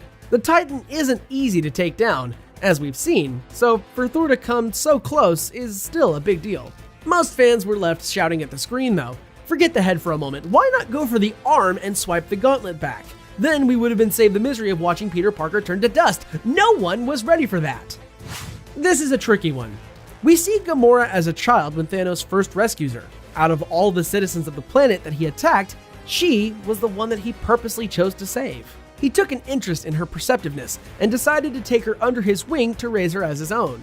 There are buckets of respect there, and even real love, which shows a deeper side to the Purple Brute. Even Gamora herself didn't believe that Thanos is capable of loving anything, but she was proved wrong when he traded her life for the Soul Stone. Toward the end of the movie, right after the snap, Thanos has a brief vision of Gamora as a little girl. She asks him if it was all worth it. The fact that he thought of her after everything shows how much he really did care for her. Despite all of his sins, Thanos believes that he is a man of integrity, intent on restoring the balance throughout the universe. His relationship with Gamora makes it impossible to see him as pure evil, and that's just what makes him so fantastic as villains go. The story of Vision and the Scarlet Witch is one of the most heartbreaking subplots of Avengers 3. These guys just want to love each other and skip off into the sunset holding hands. Of course, it all turns bad when Scarlet is left trying to destroy the stone attached to her soulmate's head. Ain't life cruel? When Thanos finds the pair in the middle of their plan, Wanda is able to hold him off while still focusing her powers on Vision. She barely finishes her work, but Thanos uses the Time Stone to turn the clock back. He has a few kind words for Scarlet Witch before tossing her aside like she's a bug on his shoe. Much like Thor, Scarlet was one of the only Avengers who was able to hinder Thanos. What she achieved with one hand could have doubled if she wasn't splitting her attention. Wanda eventually ends up as a pile of dust after the snap, but she put up one of the best fights of anyone in the whole team. In the Titans book, that's worthy of respect. Perhaps if they had met at a different time, he would have adopted her as well. He seems to really like doing that. When Iron Man comes head to head with Thanos, Thanos surprises Tony by knowing who he is. This is a guy that travels across the universe. If he knows you, you've made an impact. Tony goes full throttle at his enemy and even manages to cut his face, although it's really more like a graze. My cat could have done better, I'm sure. Still, Stark gives it the old college try and does his best to save half of the universe. Unfortunately, Thanos ends up shish kebabbing him with his own blade. Unable to carry on fighting, it looks like Tony is pretty much doomed this time. Thanos admits to Tony that he has his respects and hopes that the surviving half of humanity will remember him fondly. Rearing back, Thanos points the gauntlet in Stark's direction, only for Doctor Strange to offer the Time Stone in exchange for Tony's life. Basically, Tony got poked in the ribs, seemingly for no good reason. The snap happens, but the Sorcerer Supreme had a plan of his own, and in less than a month, we'll finally get to see what was going through his head. Goodness knows that we've been arguing about it for long enough. Hey guys, welcome back to The Binger. For the past few years, fans of the MCU have been focused on the Infinity Gauntlet and Thanos' desire to eviscerate half of all of life in the universe. The story came to a head in the latest installment, Avengers Endgame. However, the Infinity Gauntlet itself dates back decades in the comics. Numerous villains and heroes have tried it on for size over the years, including some faces you wouldn't expect. Join us as we take a look at some of the most surprising characters to wield the Infinity Gauntlet. You might see some characters you recognize from the MCU, but for entirely different reasons. Oh, and be warned, there are a couple of Endgame spoilers up ahead, fair warning. But before you go, we just have one question for you. Do you love learning about new, interesting things? If so, we have a brand new channel for you called Brainiac. Head on over there for more great videos like this one. Thanos. Alright, this is an obvious entry. But if you're coming to us as a fan of the MCU, you don't necessarily know much about the comics, then you might learn something. In the movies, Thanos is hell-bent on achieving his ultimate goal, bringing balance to the universe by dusting half of all life. However, the original story was all about love. Now, you're probably thinking the word love and Thanos don't really mix, but the Mad Titan actually does have a heart. It's just not always in the right place. The comic book version of Thanos is madly in love with a cosmic entity that we're gonna call Mistress. He'll do anything that he can to win her affections, even if she's all about the end of life and less about romantic dinners by candlelight. This is when the Infinity Gems are first brought together, back in the 1990s miniseries Thanos Quest. To get on the Mistress' good side, he wants to shift the balance of the universe in her favor, collecting the 6 gems. While he overcomes great obstacles to do so, the entire plan doesn't work as the Mistress ends up believing that Thanos is above her and she isn't worthy. Bummer. Poor Thanos can't get a date no matter what he does. The Purple Brute continues using the stones anyway, which leads to the Infinity Gauntlet series that the movies are loosely based on. It's always about the girl, isn't it? Reed Richards. Now, we haven't seen Reed Richards in the MCU, although that could change if Disney is able to get the Fantastic Four rights. We won't go into those movies because they were just so awful that we would really rather just forget about them, but Reed Richards has a big part to play in the comics, including in 2007's new Avengers, Illuminati. Richards believes that the Infinity Gauntlet is something that only the Illuminati can take care of. He hatches a plan to get all the gems in his possession so that he can hand them over. Mr. Fantastic manages to do a good job of it solo, but asks for the help of the group to complete the task. It's all quite complicated, but involves messing with realities and a time flux. Sounds a little like Endgame, doesn't it? Richard's ultimate goal is to use the gauntlet to destroy the gems completely. But when he tries, it doesn't work. The power overwhelms him, but the Watcher shows up to save the day and bring Richards back from the brink. The members of the Illuminati decide that it's best the gems are kept entirely separate to be on the safe side. However, that plan isn't infallible. Adam Warlock. After successfully tackling Nebula for the Gauntlet, more on that one later, Adam Warlock does one better and puts himself inside the Soul Gem. At one with the gem, he's able to increase the strength of his own power and influence the other gems so that Nebula can no longer control them. Warlock hops back out of the stone, snipes the glove for himself, and undoes everything that Nebula and Thanos have previously done. Just another day at the office, right guys? The Living Tribunal doesn't think Warlock is able to handle everything that the glove can throw at him, so order him to scatter the gems. He doesn't really want to do that, but he doesn't have much of a choice. Off the gems go into hiding once more. In a later outing, he bestows Gamora, Drax, Pip, and Moondragon with a gem each, forming the Infinity Watch. The story doesn't end there for Warlock in the Gauntlet though. When he wielded it, he made himself a completely logical being, splitting the good and evil parts of his soul into two characters, Goddess and Magus. Most people would wish for world peace or snap themselves a new car, but apparently superheroes work a little bit differently. Magus, the evil half, gets down with his bad self by fighting everyone in sight. He gives it the old college try, but he ends up getting defeated. Eternity places Magus within the Soul Gem, rendering Warlock comatose in the process. Eventually, Eternity wakes Warlock up, and it's no hard feelings. Iron Man. Iron Man famously uses the Gauntlet to get rid of Thanos in Avengers Endgame, laying waste to his army and saving countless lives. Only he doesn't survive as the power overcomes him. Now we're not sure where Iron Man stands in the MCU. Some fans believe he's bound to return, and others are positive that he's gone forever. In the comics, Tony Stark had possession of the Gauntlet, but it ended up going down differently. It all started with a villain, like it usually does. Parker Robbins, aka Hood, is the main man. He's not your average supervillain, as he often shows the good side of himself. It just never seems to last very long. When he's in prison for one of his various endeavors, he discovers the location of an Infinity Gem that belonged to the Inhuman Black Bolt. Since Black Bolt is no longer alive and his people don't know where the gem is, Hood takes advantage of the situation. Once he has the gem in his possession, the mischievous madman goes on the hunt for the rest of them, wanting to complete the set. Hood spent a lot of time around the Norn Stones in the past, which gave him a thirst for power. The Avengers catch wind of Hood's antics and pursue him, trying to get him to see the error of his ways. Unable to sway him, Iron Man steals the gems away and puts the Gauntlet on himself. Hood is banished back to prison, and Tony pretends that the Gauntlet's been wiped out.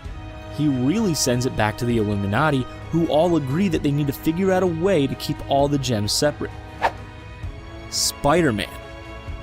If you think about it, the dusting of half of all life in the universe is quite a scary thought, especially to kids.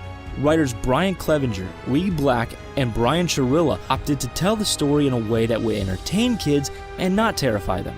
What's the best way to get children involved? By having Spider-Man save the day, of course. In the 2011 retelling of the story, Avengers and the Infinity Gauntlet, Thanos still gets possession of the gems. He just makes everyone disappear instead of dusting them. The heroes that are left band together to get everyone back. Wolverine, Miss Marvel, Hulk, and Spider-Man chase Thanos into space to undo his devious deed. Sadly for them, they're not the only ones who want in on the action. Dr. Doom shows up, ready to throw down and capture the Gauntlet for himself. He wipes the floor with the Avengers, grabs the Gauntlet, and tries to use it, but nothing happens. It turns out he's not actually Dr. Doom at all, but a Doombot who believes he is the real thing. Talk about an existential crisis. Spider-Man uses his nifty web-slinging powers to grab the Gauntlet back and quickly puts it on. He wishes that Thanos never got his hands on the Gauntlet at all. In the next instant, he's back on Earth and normal service is resumed. No one is any the wiser. Unfortunately for Peter, he doesn't get any recognition, so he's back to being the unsung hero that we all know and love. A little bit of a thank you would have been nice, but that's just how things work out for Peter. Captain America. In both the comics and the MCU, Captain America has a strength of character that just can't be questioned. He's a leader of the people, a man of honor, and lest we forget, America's butt. When it comes to morals, there's no one like Steve Rogers, which is what makes him who he is. Captain America is all about doing the right thing, but even he can't get the best of the Gauntlet. When Black Panther discovers an alternate Earth is about to crash into his version of Earth, he alerts the Illuminati. They soon discover that if one of the Earths touches the other one, both of them would be instantly destroyed. The options are to destroy one of the planets or figure out something to stop it from happening altogether. Here's where the Infinity Gauntlet comes in. The task falls to Captain America, as he's a member of the Illuminati with a great sense of self. It's likely that he'll be able to take the power of the Gauntlet without being corrupted. He manages to get the two realities away from each other, but the Gauntlet gets destroyed in the process. It wouldn't have mattered, but now that it was gone, there was no way to stop a future incursion if it was going to happen. The only way it could be avoided was if the alternate Earth was obliterated. Well, when Cap is told about this plan, he is not happy about it and doesn't even want to consider it as an option. Instead of putting up with his heroic bellyaching, the rest of the Illuminati boot him off the team and wipe his memory. Sometimes ignorance is bliss. Nebula. When Thanos still wields the gauntlet back at the start of the series, he comes across Nebula. In the comics, she's actually his granddaughter and not his daughter as told in the MCU. He's still not the kind of grandpa that takes her out for cookies and ice cream though. Instead, he turns her into a zombie just to watch her suffer. Aww, isn't that sweet? No, it is not. Gramps goes on his merry way to get rid of half of all of life in the universe, successfully kicking the collective butt of Earth's heroes. After that, he takes aim at the cosmic entities that stand in his way. Once he gets rid of eternity, he becomes the big bad boss of absolutely everything there ever was or will be. The only downside is, he has to leave his body behind to become an entity. Zombie Nebula sees her moment for glory and steals the gauntlet from Thanos' body, undoing all of his actions. At this point in the story, Nebula has yet to switch sides, so she's still a bad guy herself. The only reason she decides to undo Thanos' work is to get one up on him, which is as good a reason as any, really. The fallen heroes come back to fight her for the gauntlet. Adam Warlock, Doctor Strange, and Silver Surfer manage to successfully take her on, claiming back the powerful glove. You know what they say, teamwork makes the dream work. Santa Claus. Yeah, that's right, the guy that wears the big red suit and has the jovial laugh. It seems ridiculous, doesn't it? Well, anything goes in Marvel Comics, so it's really not that surprising. In 2009, Marvel's Holiday Spectacular, Iron Man assembles the Illuminati, the band of heroes that flies under the radar to keep everything running smoothly. He's discovered a problem of monumental proportions. Santa's reindeer are actually Skrulls. Dun dun dun dun dun dun dun dun dun.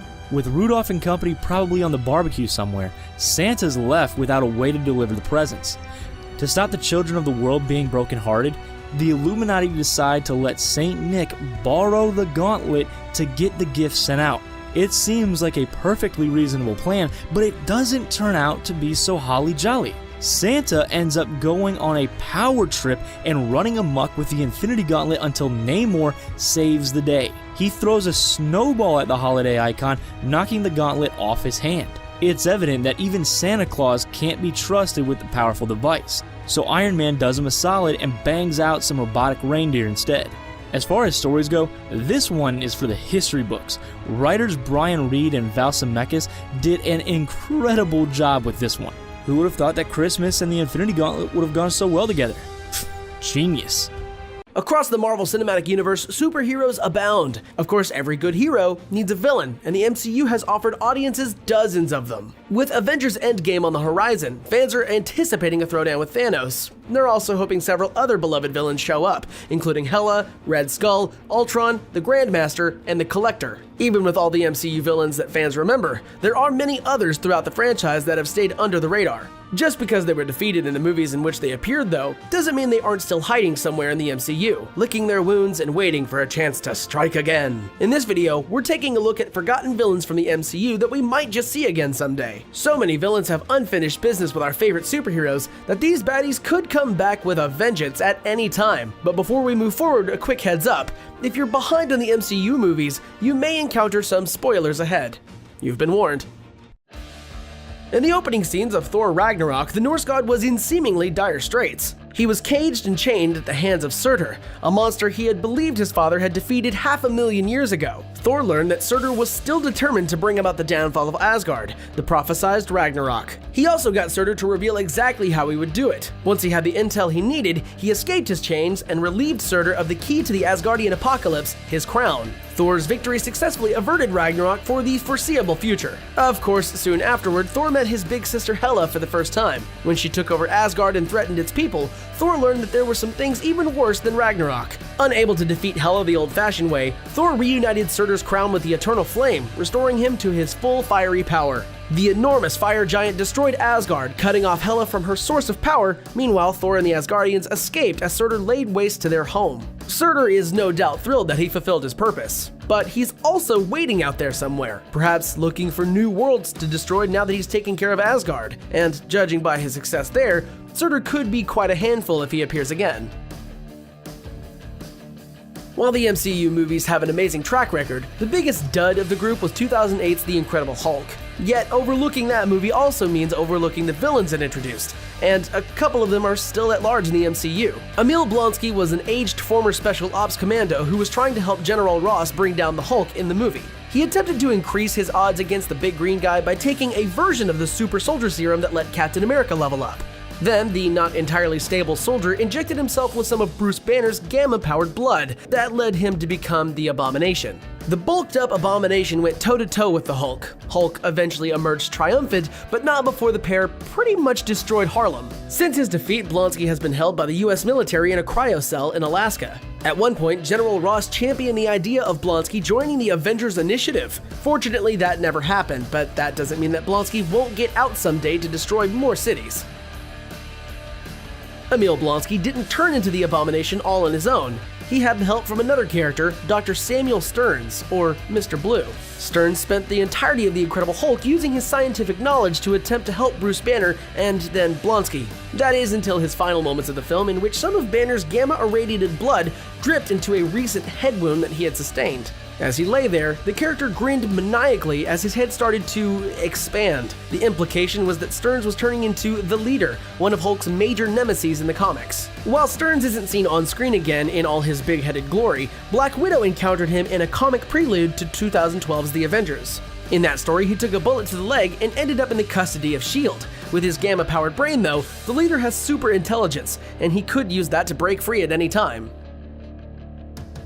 In Doctor Strange, the main villain was a sorcerer gone bad, Kesselis. To those who remained at Kemartaj, Kesselis and his followers went against everything they believed in. One of the most diehard believers in the teachings of Kemartaj was Mordo, who passed on his wisdom to Strange. While Mordo and Doctor Strange spent the movie as allies and friends, the film's post-credit scene indicated that that would change. In the course of the film, Mordo learned that his beloved master, the Ancient One, had been drawing her power from the Dark Dimension. Then he saw Doctor Strange break the laws of time and space to create a time loop to save Earth from Dormammu. By the end of the film, he'd become disenchanted with the careless ways sorcerers use their magic. So he made it his mission to limit its use by taking it from other sorcerers. All that magic has to go somewhere though, and it's probably helping Mordo become as magically powerful as Doctor Strange, the Sorcerer Supreme. If that's the case, and Doctor Strange is no longer dust after Endgame, the good Doctor will likely encounter Mordo again, and this time it won't be his friends. Another Doctor Strange villain we might see again is the ruler of the Dark Dimension himself, Dormammu. Dormammu spent most of the movie in the shadows pulling the strings of Kesselis. When he eventually did make his entrance, he was soon bested by Doctor Strange's quick thinking. Realizing he had no choice, Dormammu promised Strange that he'd never return to Earth. Then he just left. This is a ridiculously powerful dimension-ruling being we're talking about though. And he's looking to expand his empire. What are the chances he'll really stay away from Earth for good? Arnim Zola was the true believer Hydra scientist and right-hand man to Red Skull in Captain America: The First Avenger. By the present day of Captain America: The Winter Soldier, he should have been long gone.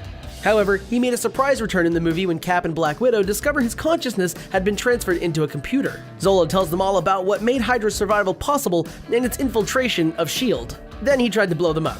Of course, the computer where he appeared was destroyed in the process. But really, what are the chances that someone who was living in a computer didn't have a contingency plan for just that kind of scenario? It's fair to think that Zola's still around in some form, just waiting to menace Cap and deliver exposition once more. The Mandarin was set up to be the big bad of Iron Man 3. When fans saw the movie though, they learned that wasn't exactly the case. About halfway through, it was revealed that the Mandarin was actually an actor named Trevor Slattery. He was being paid to distract Tony Stark while the real villain, Aldrich Killian, carried out his dastardly plans. Ben Kingsley was fantastic in both roles, but comic fans were none too pleased about the plot twist. Then, a Marvel one-shot revealed that all hope for the Mandarin isn't lost. The short established that there was a real Mandarin out there and he runs the deadly organization, the Ten Rings. He also wasn't too thrilled with Slattery's depiction of him. The Ten Rings are a powerful global network and could pose a threat to the Avengers similar to Hydra. More importantly, if the real Mandarin possesses the 10 rings of power that he has in the comics, he could be especially dangerous. The only question is whether or not the MCU will choose to revisit the Mandarin and the 10 rings again. The villain behind the superhero throwdown in Captain America Civil War turned out to be a man with no superpowers at all, Helmut Zemo. Zemo wasn't entirely evil though. He was a man whose wife and son lost their lives in the Battle of Sokovia. He blamed the Avengers for what happened to his family, so he hatched a plan to get revenge on the group by pitting them against each other. Zemo's plan was surprisingly successful. Satisfied with what he'd accomplished after he watched Captain America and Iron Man go their separate ways, Zemo tried to take his own life. He was stopped by Black Panther and taken into custody. That means he's still out there. He's already proven that he's a master of manipulation. What are the chances that if he realizes the Avengers are fighting together again, that he was able to let it go?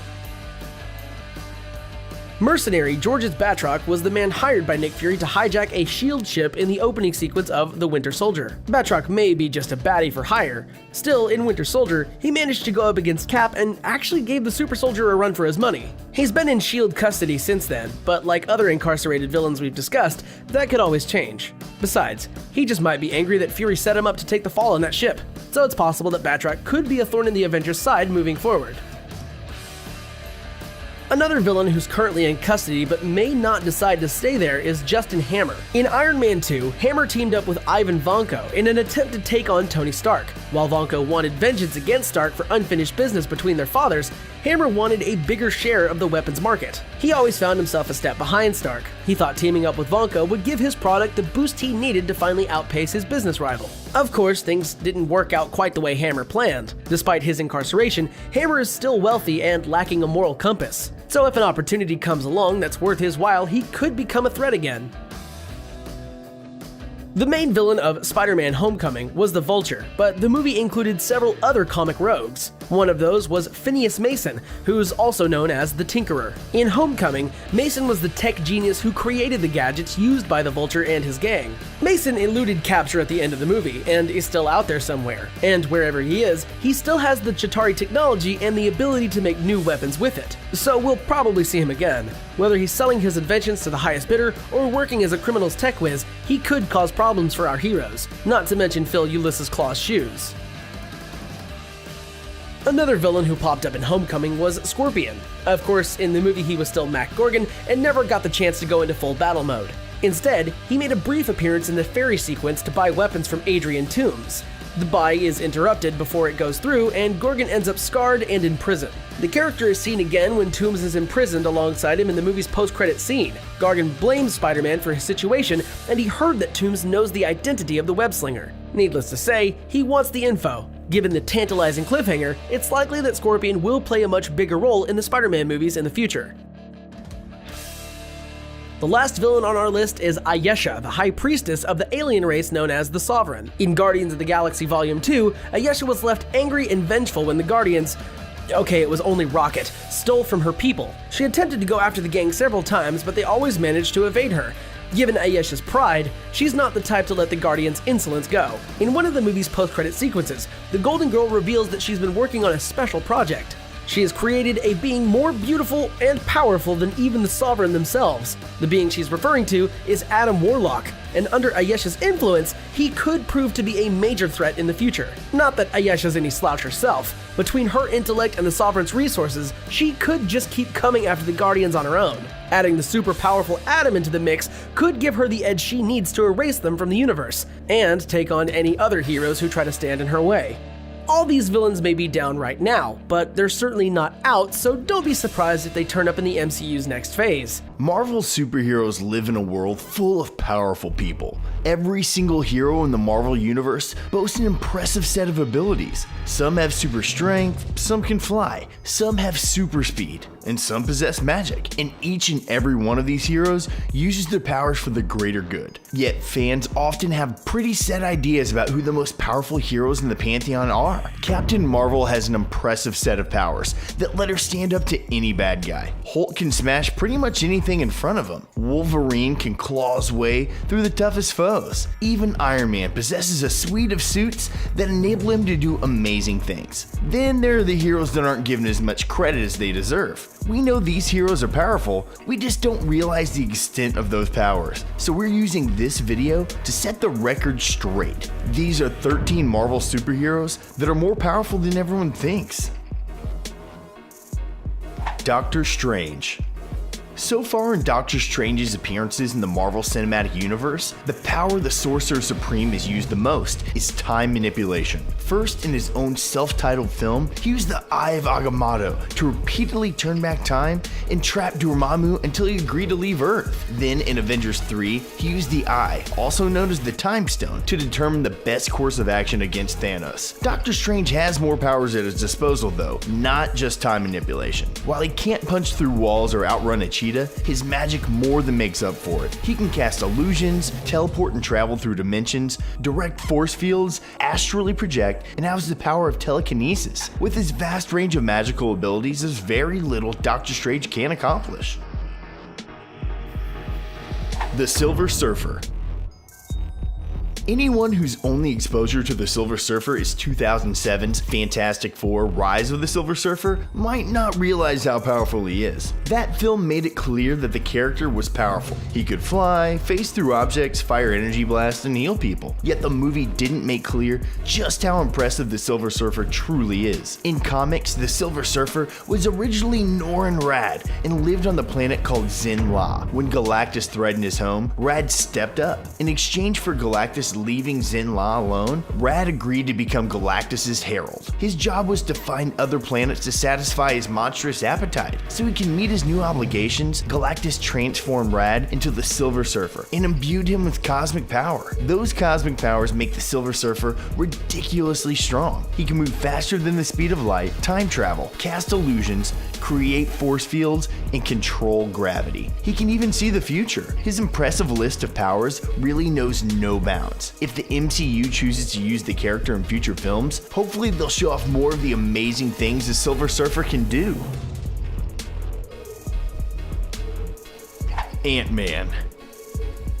In the MCU, Ant-Man has mostly served as comic relief. His appearances in his own movie series and Captain America have showcased his abilities to shrink and expand. These powers are often played for laughs. Between Scott Lang's gee-whiz personality and the comedy of seeing things get really little or really big, he hasn't always been taken seriously. One theory even has it that Ant-Man could have easily defeated Thanos in Avengers 3 by shrinking down and flying up his, well, you know. Yet Ant-Man's powers are nothing to sneeze at. Shrinking and expanding give him a range of abilities normal-sized people simply don't possess, and Ant-Man has become adept at both modes. Perhaps more importantly though, especially for the future of the MCU, is his experience with the quantum realm. In both of his movies, Lang has had close encounters with the quantum realm. While others have gotten trapped there, Lang has avoided that problem. All signs point to Ant-Man being a major player in the upcoming Avengers Endgame. His quantum realm knowledge could prove to be the reason why. Storm. Storm has been part of the big screen world of the X-Men since the superhero team's very first movie in 2000. In the movies, Storm was seen whipping up winds, calling in rain, and summoning lightning. However, the extent of her powers of weather manipulation were never clear. In fact, Storm's powers are vast. Yes, she can control any kind of weather, but she can also control natural forces like ocean currents, cosmic storms, and electromagnetic fields. Plus, as a martial artist trained by both Black Panther and Wolverine, and a skilled marksman, she's not afraid to jump into the fray and fight. Now that Disney and Fox have merged, fans are clamoring to see the X-Men become part of the MCU. If that happens, hopefully it'll mean fans will see even more of Storm's long list of skills. Spider-Man. Spider-Man has long been one of Marvel's most popular and well-known superheroes. By this time, we all know his story. Peter Parker is bitten by a radioactive spider and develops superpowers. He can shoot webbing, crawl up walls, and is amazingly agile. Yet what makes Spider-Man so lovable is Peter Parker. Peter is young and earnest, and in the hands of Tom Holland, the most recent big screen incarnation of the character is just happy to be a superhero. When it comes to sheer power though, Spider-Man is formidable. His super strength gives him the ability to lift and carry objects multiple times his weight, and he can defy gravity with his web slinging and wall crawling capabilities. His senses are also primed, which grants him a remarkable sixth sense. This spider sense keeps him attuned to everything going on around him, making it pretty much impossible to take him by surprise. We haven't seen as much of this spider sense in the MCU, but that could change with the upcoming Spider-Man Far From Home.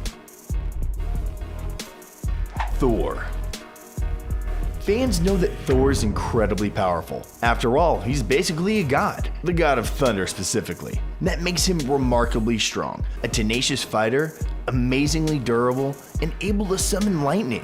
With the help of his trusty hammer Mjolnir, he's also able to fly. After getting the even more impressive weapon Stormbreaker in Avengers 3, now he can teleport too. Despite the inevitable array of powers that Asgardian is displayed in the MCU, his powers are even greater than what we've seen. He can manipulate time, absorb energy, and regenerate limbs. And if that weren't enough, he can also go into Warrior Madness mode, which enhances his strength and other abilities even more. Black Widow. Now we come to one of the few superheroes on this list who aren't enhanced in any way. She doesn't have an X gene, she possesses no cosmic abilities, and doesn't have the powers of sorcery at her disposal. Black Widow is a superhero with no super skills. However, Natasha Romanoff was trained from the time she was a child to be a weapon. That training has given her skills that average humans will never have. Basically, Black Widow is the ultimate spy. She can manipulate people to get any information she requires, she speaks a number of languages, and her fighting and firearm skills are truly impressive. In the MCU though, we've only caught glimpses of her range of skills. In fact, a fuller picture of Black Widow's capabilities can be gleaned by watching Dottie Underwood in the TV show Agent Carter. Underwood is also a product of the Black Widow program, and the show depicts her extraordinary set of spying and combat abilities. Black Widow's skills should be just as impressive, if not more so, since she entered the program decades after Underwood. Deadpool. Ever since Deadpool hit the big screen in his self-titled film in 2016, his popularity has gone through the roof. Anyone who's seen his films knows the merc with the mouth has got quite a way with weapons, whether they involve bullets, swords, or blunt instruments.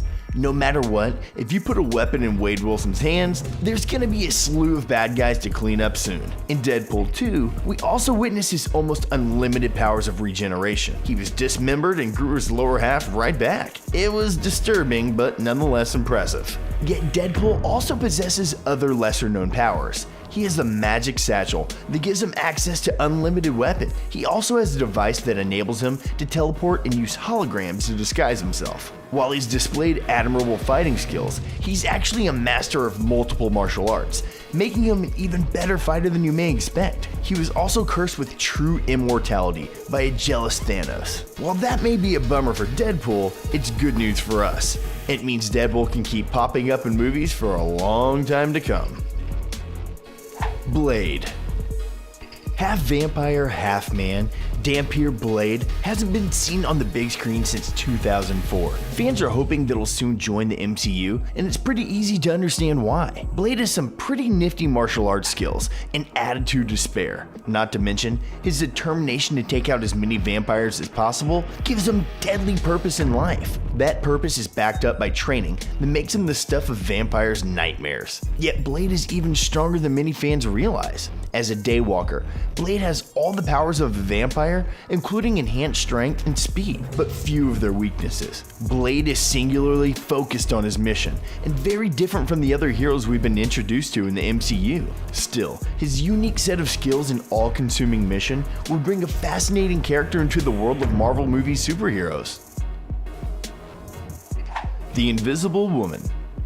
Sue Storm, better known as the Invisible Woman, has appeared in 3 movies since 2005. Unfortunately, those outings weren't exactly memorable. What most fans already know about the Invisible Woman is that she can become, wait for it, invisible. Yet Storm's name undersells just how much power this character has to offer. In fact, in comics, the Invisible Woman can create energy constructs that are similar to Green Lanterns on the DC side of things. She's also capable of object manipulation, a skill that allows her to imitate telekinesis. On top of that, she can erect huge energy fields. They can even be as big as a city if necessary. We'd like to see some of Storm's impressive skills depicted on the big screen at some point. However, the failure of the Fantastic Four's last big screen flick makes it likely that we'll be waiting a while. Daredevil. For 3 seasons on Netflix, Daredevil showed off his powers in his own standalone series. Left blind by an accident as a child, all of Matt Murdock's other senses were enhanced to superhuman levels. He also was recruited by Stick and trained in several martial arts. This makes him capable of amazing things, including taking on multiple bad guys in close spaces without skipping a beat. For Murdock, Vision is overrated. In his comic form, the Devil of Hell's Kitchen's powers are taken to the next level. He's been shown kicking a police door off its hinges and even flipping over a car with his bare hands. He's also dodged bullets. Netflix recently canceled Daredevil, so it's unclear when we might see this gritty, conflicted hero again. After witnessing him in action in the series, many fans hope it's sooner rather than later. Scarlet Witch. These last 2 characters have not only been underpowered in the MCU, they're also a couple. First up, Scarlet Witch. Wanda Maximoff boasts powerful magical abilities that she acquired after undergoing experiments with the Mind Stone. Her ability to manipulate psionic energy has enabled her to overpower foes that are far more physically imposing than she is. She's also demonstrated her telekinetic and telepathic abilities, as well as an ability to manipulate others' thoughts and memories. Most impressively, she's used her powers to destroy an Infinity Stone, something even Thor believed was impossible. Yet, we haven't seen the whole of this character's powers. Scarlet Witch's ability to manipulate reality was seen in Avengers Age of Ultron. Since then, it's largely taken a back seat. However, this ability enabled her to overcome many of the Avengers in that movie. We would love to see her use her full powers to take on the powerful villain she now faces with the team. Vision. Last on our list is Vision, who is created from a combination of Ultron's programming and the Mind Stone. As any MCU fan knows, the Infinity Stones are remarkably powerful, so being powered by one of them should be almost invincible. Vision can fly and fight, he can phase through objects and shoot a powerful energy beam from the Mind Stone. However, he has even more powers than he's let on. As an android, Vision possesses superhuman senses and can manipulate technology. He can also shapeshift, and not just into a human version of himself, but into other things that make him able to stealthily gather information. He also has a firm understanding of his own anatomy, which means he can repair himself when he needs to. Given his set of impressive powers, we might see this Avenger get resurrected in Endgame. Do you agree with our picks for underestimated Marvel superheroes? Are there other superheroes we